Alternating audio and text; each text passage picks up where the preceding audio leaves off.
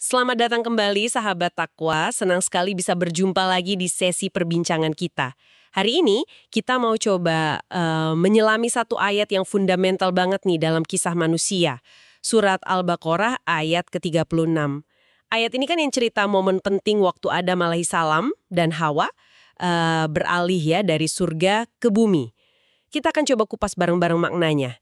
Kita lihat dari penjelasan ulama-ulama tafsir, ya kayak Imam Al-Alusi, Imam Al-Baghawi, Imam As-Sa'di, dan lainnya. Terus kita lihat juga kaitannya sama ayat sebelumnya, dan yang paling penting, apa sih pelajaran yang bisa kita ambil buat hidup kita sekarang? Betul sekali. Ayat 36 ini bukan cuma cerita lama gitu ya. Ini kayak cermin buat kita.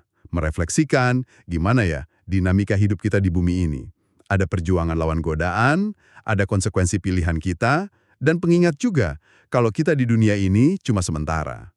Mari kita mulai gali maknanya lebih dalam. Nah, sebelum kita fokus ke ayat 36, mungkin kita perlu lihat konteksnya dulu kali ya, ayat sebelumnya, ayat 35. Kan di ayat 35 itu Allah Subhanahu wa taala berfirman ke Adam alaihissalam, "Wahai Adam, tinggallah engkau dan istrimu di dalam surga dan makanlah dengan nikmat berbagai makanan yang ada di sana sesukamu. Tetapi janganlah kamu dekati pohon ini, nanti kamu termasuk orang-orang yang zolim." Gitu kan ya? Nah, bener banget. Ayat 36 ini ya kelanjutan langsungnya, konsekuensi dari perintah dan larangan di ayat 35 itu. Jadi, setelah dikasih nikmat surga, tapi ada satu larangan spesifik, jangan dekati pohon itu. Nah, ayat 36 ini cerita gimana setan masuk, memanfaatkan celah, menggoda Adam alaihissalam dan Hawa, sampai akhirnya ya larangan itu dilanggar. Jadi ada hubungan sebab akibat yang erat banget antara dua ayat ini. Ayat 35 itu settingnya, ayat 36 itu konfliknya. Gitu kasarnya. Oke, paham. Sekarang mari kita lihat bunyi ayat 36-nya. فَأَزَلَّهُمَا الشَّيْطَانُ عَنْهَا فَأَخْرَجَهُمَا مِمَّا كَانَ فِيهِ وَقُلْنَا هِبْطُوا بَعْضُكُمْ لِبَعْضٍ عَدُوٌّ وَلَكُمْ فِي الْأَرْضِ مُسْتَقَرٌّ وَمَتَاعٌ إِلَى حِينٍ. Artinya, lalu setan menggelincirkan keduanya dari surga, sehingga keduanya dikeluarkan dari segala kenikmatan ketika keduanya di sana, surga. Dan kami berfirman, turunlah kamu, sebagian kamu menjadi musuh bagi sebagian yang lain, dan bagi kamu ada tempat tinggal dan kesenangan di bumi sampai waktu yang ditentukan. Yuk kita bedah satu-satu. Pertama, fa'adzallahuma syaitanu anha. Lalu setan menggelincirkan keduanya darinya. Kata menggelincirkan atau azzalla, ini maksudnya gimana ya? Nah, para mufassir kayak Imam Al-Alusi, An-Nasafi, Al-Baidawi, itu menjelaskan azalla itu artinya ya menyebabkan tergelincir, bikin salah langkah gitu, zalla. Ini sering dipahami bukan kayak dosa besar yang sengaja nantang gitu, tapi lebih kayak kesleo, kesalahan langkah. Ada juga bacaan lain, fawaswa, membisikkan. Ini nunjukin caranya syaitan menggoda. Menariknya, ada diskusi juga di kalangan ulama, apa istilah kesalahan atau zallah ini pas buat Nabi? Sebagian ulama bilang nggak apa-apa, artinya ya perbuatan yang nggak sengaja menyalahi perintah. Tapi ada juga yang lebih hati-hati, pakainya istilah meninggalkan yang lebih utama atau tarkul aula. Jadi intinya sih, ini sebuah ketergelinciran, bukan pembangkangan yang disengaja. Jadi kayak slip gitu ya, bukan sengaja memberontak. Oke. Terus asyaiton ini siapa? Dan kata anha darinya, ini rujukannya kemana? Kalau asyaiton di sini, spesifiknya ya iblis. Imam Al-Baghawi jelasin asal katanya bisa dari syatana, jauh dari rahmat, atau syata, terbakar gitu ya karena sombong. Nama iblis sendiri kan dari ablasa, artinya putus asa dari rahmat Allah Subhanahu wa taala. Nah, soal anha ini ada dua penafsiran utama. Bisa balik ke asyajarah, pohon terlarang itu, jadi artinya setan gelincirkan mereka gara-gara pohon itu. Atau bisa juga baliknya ke al-jannah, surga. Artinya, setan menjauhkan mereka dari surga. Oh, ada dua kemungkinan ya, tapi ujung-ujungnya sama aja kan ya? Ya, ujung-ujungnya sama. Pelanggaran terkait pohon itu akibatnya ya keluar dari nikmat surga. Jadi fokusnya bisa ke penyebabnya, pohon, atau ke akibat lokasinya, dijauhkan dari surga. Intinya ya setan berhasil bikin mereka tergelincir sampai terusir. Nah ini nih bagian yang sering banyak versinya.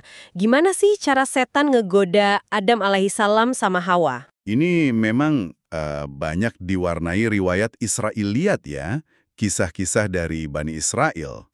Ulama kayak Imam Ibnu Katsir, Al-Baghawi, udah ngingetin kita buat hati-hati banget sama detail-detail ini. Bukan berarti ditolak mentah-mentah, tapi ya jangan langsung diterima sebagai fakta, kecuali ada konfirmasi dari Quran atau sunnah yang sahih. Jadi cerita-cerita detail yang dramatis, kayak iblis nyamar jadi hewan, masuk lewat ular, nah itu statusnya nggak bisa kita pastikan. Yang jelas, kalau dari Al-Quran sendiri, misalnya di surat Toha atau Al-A'raf, cara utamanya setan itu waswasah, bisikan halus, terus tipu daya, dan sumpah palsu. Dia bisikin keraguan, dia bangkitkan keinginan terpendam soal keabadian, khulud, yang dia kait-kaitkan sama pohon itu. Dan yang paling jitu, kayak dicatat Imam Al-Baghawi dan At-Sa'alibi, iblis itu sampai sumpah pakai nama Allah Subhanahu wa Ta'ala. Bilang kalau dia itu tulus ngasih nasihat. Wah, sumpah palsu pakai nama Allah. Licik banget ya.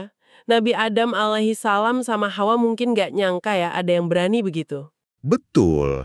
Mereka kan polos ya di surga. Nggak kepikiran ada makhluk seberani itu berdusta atas nama Allah. Nah, celah ini yang dipakai iblis. Jadi fokus kita bagusnya ke taktik yang udah pasti nih. Bisikan, tipuan, sumpah palsu, mainin hawa nafsu atau keinginan manusia. Bukan ke detail-detail sensasional yang belum tentu benar. Imam Al-Alusi bahkan bilang, ini mirip sama bisikan atau pikiran-pikiran jelek, khawajis dan khawatir yang kita alami sehari-hari. Polanya sama aja. Oke, masuk akal. Kita lanjut ya, ke bagian fa'akhrajahuma mimma kana fihi, sehingga keduanya dikeluarkan dari keadaan semula. Keadaan semula ini apa maksudnya? Para mufasir kayak Imam Alusi, Al-Baghawi, As-Sa'di, sepakat ini maksudnya ya keadaan penuh nikmat, mulia, damai, nyaman banget di surga. Hidup tanpa susah payah. Ada juga yang ngaitin, kayak disebut Imam As-Samarkandi sama As-Suyuti. Ini berhubungan sama hilangnya pakaian surga mereka setelah makan buah itu. Jadi auratnya kelihatan. Intinya sih, hilangnya kondisi ideal yang mereka nikmati sebelumnya. Dan menariknya, ayat ini kan bilangnya akhrajahuma. Setan yang mengeluarkan mereka. Padahal kan hakikatnya itu ketetapan Allah Subhanahu wa Ta'ala. Ini buat nunjukin kalau setan itu penyebab utamanya. Dia biang keroknya gitu. Lalu firman Allah, wa qulna ihbitu. Dan kami berfirman, turunlah kamu. Ini kamunya siapa aja yang diperintah turun? Kok jamak ya? An-Nasafi Al-Baidawi, pendapat yang paling kuat sih ini buat Adam alaihissalam dan Hawa. Kenapa jamak? Bisa jadi karena mereka kan asal-usul semua manusia, jadi perintah itu kayak berlaku juga buat keturunannya. Ada juga yang bilang ya termasuk iblis juga kan, dia juga terusir. Kalau riwayat Israiliyat malah nambahin ular. Tapi ya itu tadi, nggak pasti. Yang jelas, Adam, Hawa, dan iblis sekarang ada di arena yang sama, yaitu bumi. Walaupun perannya beda-beda. Soal tempat mendaratnya di mana aja, India, Jeddah, itu juga dari Israiliyat. Detailnya nggak perlu kita yakini. Intinya, mereka turun ke bumi. Oke. Terus, ba'dukum li ba'din adu. Sebagian kamu menjadi musuh bagi sebagian yang lain. Ini kondisi baru setelah turun ya? Musuh antara siapa ini? Ini bisa nunjuk ke beberapa hal. Pertama, ya potensi musuhan antar sesama manusia, keturunan Adam alaihissalam. Kita lihat aja sejarah, manusia bisa saling zalim, perang, sesat menyesatkan kan? Kedua, dan ini yang ditekankan banget sama banyak mufasir, termasuk Imam As-Sa'di, ini adalah permusuhan yang fundamental, abadi, antara manusia, keturunan Adam, sama setan, iblis dan keturunannya. Allah Subhanahu wa Ta'ala kan bilang jelas di Quran, di surat Fatir ayat 6. Sesungguhnya setan itu adalah musuh bagimu, maka anggaplah ia musuhmu. Ini bukan kiasan, tapi realitas spiritual yang harus kita sadari benar-benar. Wah, pengingat penting ya. Kita ini lagi dalam perang spiritual terus-menerus. Bagian terakhir ayat ini, walakum fil ardi mustaqar wa mata'un ilahin. Dan bagi kamu ada tempat tinggal dan kesenangan di bumi sampai waktu yang ditentukan. Mustaqor itu umumnya diartikan ya tempat tinggal, kediaman sementara di bumi.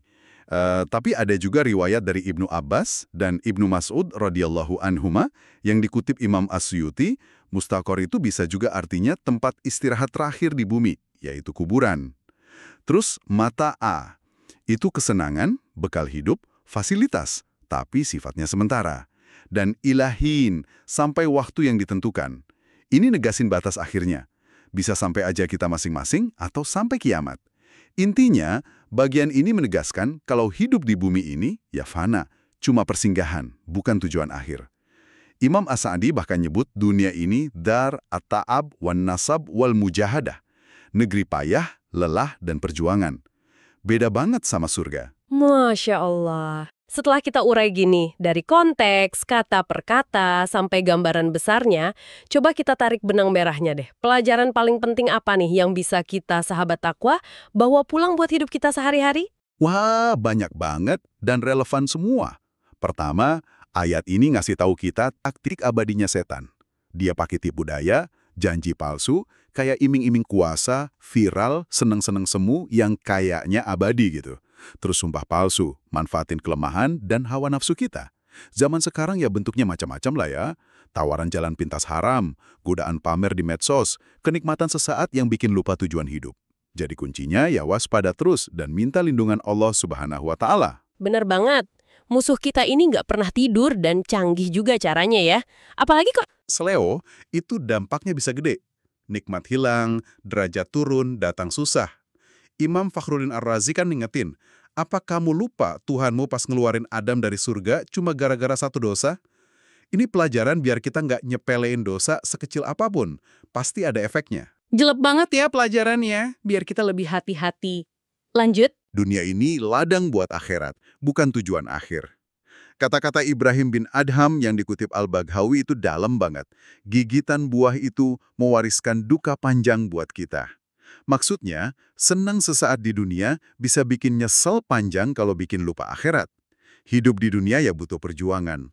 Kayak Adam alaihissalam kan, harus kerja keras setelah turun ke bumi. Keempat, ini nunjukin juga sifat dasar manusia. Lemah, gampang lupa, nisyan, tapi sekaligus punya potensi hebat lewat taubat. Adam alaihissalam aja udah diperingatin, masih tergoda. Yaitu cermin buat kita. Tapi sisi lainnya, beliau langsung taubat kan? Nanti di ayat 37 dibahas. Dan Allah Subhanahu wa Ta'ala Maha Penerima Taubat. Ini ngasih kita harapan. Segede apapun salah kita, pintu ampunan tuh selalu kebuka asal kita mau balik lagi. Jadi ada sisi lemahnya tapi ada harapan juga ya dalam kisah ini. Ada lagi poinnya? Kelima, dan ini penting banget, kesadaran soal permusuhan abadi sama setan. Ini bukan dongeng ya, tapi realita medan perang kita. Kita harus posisikan setan sebagai musuh beneran, kayak perintah Allah Subhanahu wa Ta'ala. Senjata kita ya iman, zikir, doa, ilmu, waspada terus. Tadi disebut soal penyesalan Nabi Adam alaihissalam. Ada kisah inspiratifnya nggak? Ada sahabat takwa. Di kitab-kitab tafsir kayak tafsir Al-Baghawi sama Ad-Dur Al-Manthurnya Imam As-Suyuti, itu ada riwayat betapa dalamnya penyesalan Nabi Adam alaihissalam. Diceritain beliau itu nangis ratusan tahun karena salahnya itu dan kehilangan surga. Tangisannya digambarin dahsyat banget. Katanya ngalahin tangisan Nabi Daud alaihissalam. Atau bahkan gabungan tangisan semua manusia. Ya, terlepas dari detail angkanya ya. Ini nunjukin betapa dalam rasa bersalahnya dan kangennya seorang hamba buat balik ke ridho Tuhannya. Ada juga riwayat beliau puasa, nahan diri dari hawa sebagai bagian taubatnya. Ini inspirasi banget soal kesungguhan taubat. Kisah inspiratif lainnya perjuangan beliau di bumi. Dari enak-enak di surga, di bumi harus belajar dari nol. Ngolah besi, cocok tanam bajak, nanem, ngairi, manen, ngolah gandum jadi roti semuanya susah payah. Ini ngajarin kita nilai kerja keras. Rezeki dan nyaman di dunia ini nggak gratis. Setelah kejadian itu, ada sunnatullah, ada ikhtiar, ada perjuangan yang mesti dijalanin. Masya Allah, kayak banget ya makna ayat ini. Pembahasan kita hari ini benar-benar ngasih perspektif ya soal asal-usul hidup kita di bumi ini. Dari mana kita mulai, apa tantangan utama kita. Betul. Jatuhnya Adam alaihissalam dan Hawa itu bukan akhir cerita, tapi justru awal babak baru. Babak kehidupan di bumi. Babak yang penuh ujian, godaan musuh yang nyata, keharusan berjuang, tapi selalu ada rahmat Allah Subhanahu wa Ta'ala yang gak terbatas. Ada petunjuk, ada pintu taubat yang selalu kebuka buat yang tulus nyari Dia.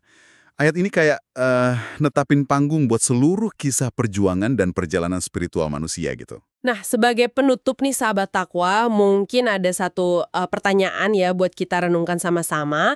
Mengingat cerita asal-usul kita ini soal godaan, keseleo, konsekuensi, dan dunia yang sementara, gimana seharusnya pemahaman ini ngebentuk cara kita nyikapi susah, tantangan, godaan sehari-hari, dan gimana ini ngarahin fokus kita ke tujuan sejati kita di balik hidup yang fana ini. Pertanyaan yang penting banget buat kita bawa pulang, buat kita renungkan masing-masing. Semoga obrolan kita kali ini ada manfaatnya ya. Nambah iman kita, nambah paham kita soal kitabullah. Terima kasih banyak sudah menyimak sahabat Takwa. Ingat selalu, ini adalah Takwa Talks with AI, when Takwa talks to technology. Obrolan ringan menambah ketakwaan. Sampai jumpa di sesi berikutnya.